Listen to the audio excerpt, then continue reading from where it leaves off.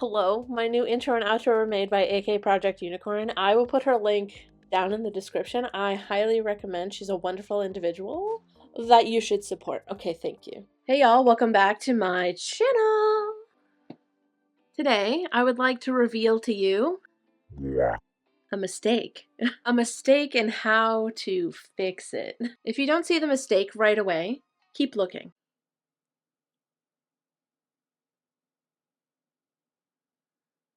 You still don't see it? If you're a tufter, what is the number one rule?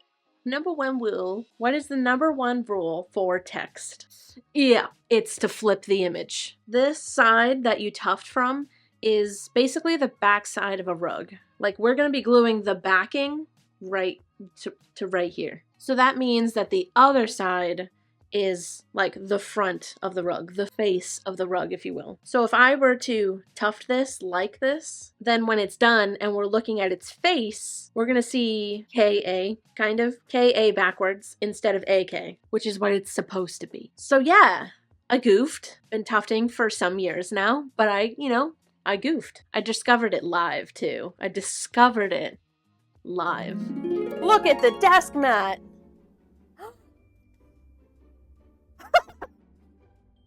AK, you know what I just...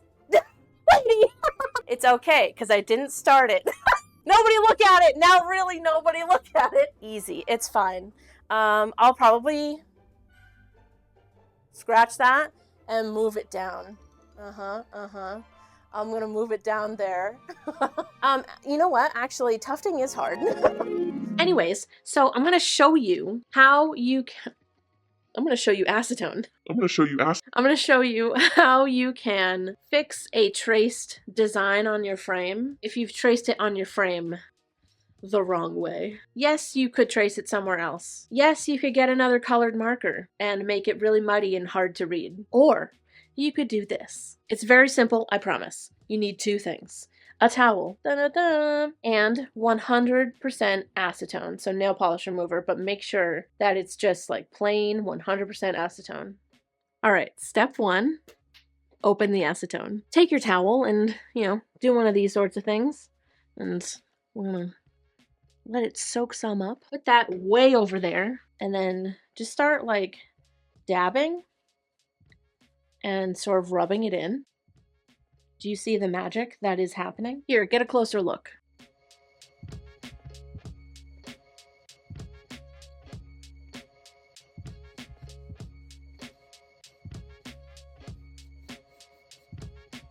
Ah!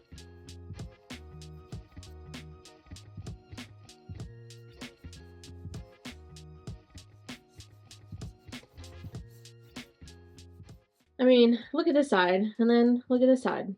It's obviously, yes, you can still see, some like light outlines of stuff and some like color all over the place. It's very obviously not as clear and crisp as this side.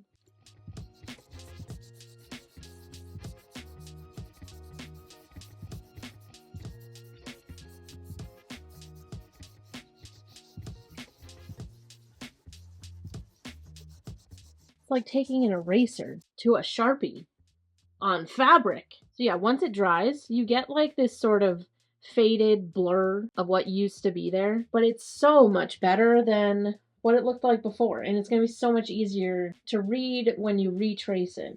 It also doesn't affect like the integrity of the fabric. It's still very strong. No threads are like, dissolving or something. I don't know. I tested this on a square earlier, and it is still perfectly fine. All right, this is what it looks like all dried. So I'm going to retrace my design. Flip it first and then retrace it. Okay, so I have my tripod plugged in and my iPad also plugged in, ready to go. Okay, so quickly I wanted to show you this because I was just poking around just in case you thought that you also didn't have this setting.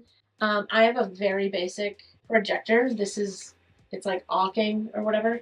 It's super basic. It is not anything fancy. So that's why I thought I didn't have this setting, but I'm going to show you. So I went into my menu, my settings, but I like poked around in my settings. So right here we have the picture settings and then sound settings, time settings, and this one. So this just says options for me. I don't know if it's going to be the same for you, but this is just my options settings. I found this option called rotate. I clicked on it and it flipped the image. I clicked on it again, it kind of flipped it again. But then you click on it again and it flips it. So now like everything that's projected is permanently flipped. And to test that, we can go back to what I have projected. So I still have it facing me, not flipped in my iPad. So if we go back to what's being projected, it's flipped. So this setting is going to permanently flip all of my designs that I project from my iPad. So I don't have to worry about this ever again. So yeah, even if we were to go to like different designs, this heart one, it's facing me on my iPad, but when it's projected, it's flipped. Stunning, beautiful discoveries made on this fine Tuesday. Beautiful. Okay, I'm gonna go traceless. It is traced. Let's turn off my projector and see what it looks like. Okay, here it is, all traced on. You can't really see what was underneath it. I even went in and made this cloud smaller and then dabbed a little bit more of the acetone. You can see the blue line here. Actually,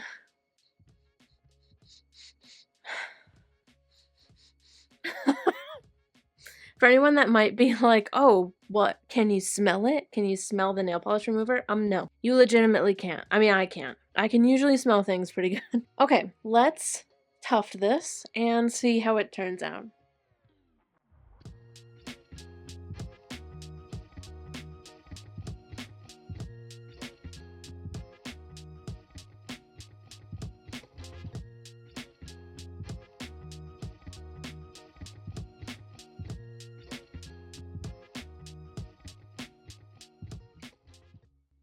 Okay, it is fully tufted and I glued the edges already. So now we're gonna cut it down.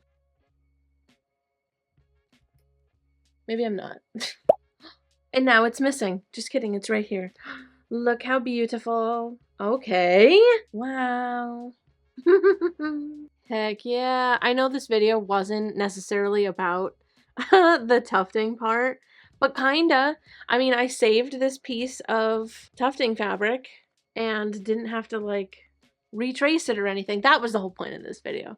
But we can also admire the stunning of the blend. So yeah, you can apparently use nail polish remover to remove Sharpie on your tufting fabric. I did first try this in a vlog, and there were a lot of people that were like, well, of course that works. And I was like, I don't know. Rubbing alcohol or this removes Sharpie and other alcohol-based markers, which makes total sense. So you could try that too. Nail polish remover also works. So I guess whichever one you have on hand. I haven't tried it on the white tufting fabric. This fabric that you did see me test it on was the like premium gray tufting fabric. Thank y'all so much for watching this video. I really hope that you enjoyed it, and I hope that it helps you in the future and you never have to either scrap fabric again, and even maybe you'll never even trace it the wrong way ever again. You can follow me in all these places. It is usually at Artsymadwoman besides Twitch, which is the Artsymadwoman. Speaking of Twitch, I do stream every Monday, Wednesday, Friday over on Twitch, and we do all things rug tufting. I did get a pom-pom maker though, so we're gonna be making pom-poms as well. And I kind of want to I kind of want to get back into making maybe some like tufted mirror pieces, so glass cutting might happen as well. Anyways, I do stream every Monday. The link to my Twitch channel is down in the description. I love y'all to absolute death, and I'll see you in the next video. Goodbye.